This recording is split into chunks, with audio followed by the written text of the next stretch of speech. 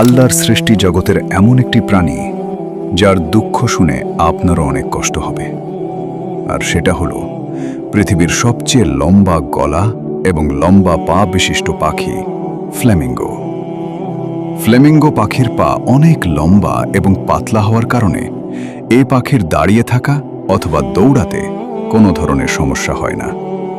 কিন্তু আশ্চর্যের বিষয় হলো এই পাখির বাচ্চাদের পা অনেক মোটা আর অনেক ছোট হয়ে থাকে, যার কারণে বাচ্চারা ঠিকমতো চলাফেরা করতেই পারে না। তাই শিকারী যখন এই পাখিদের ওপর হামলা করে তখন খুব সহজেই এদের বাচ্চাকে খেয়ে ফেলতে পারে। আরেকটা বিষয় হলো অনেকে মনে করেন এই পাখি ঠোঁট দিয়ে কামড়ে বাচ্চার মাথা থেকে রক্ত বের করে। আসলে বন্ধুরা, এটা মানুষের ভুল ধারণা। এটাকে বলে ক্রপ মিল্ক, যা এই পাখি ঠোঁটের সাহায্যে তার বাচ্চাকে খাইয়ে থাকে। কিন্তু দেখে মনে হয় যেন রক্ত ঝরছে। আসলে এই পাখির দুধের রঙেই লাল।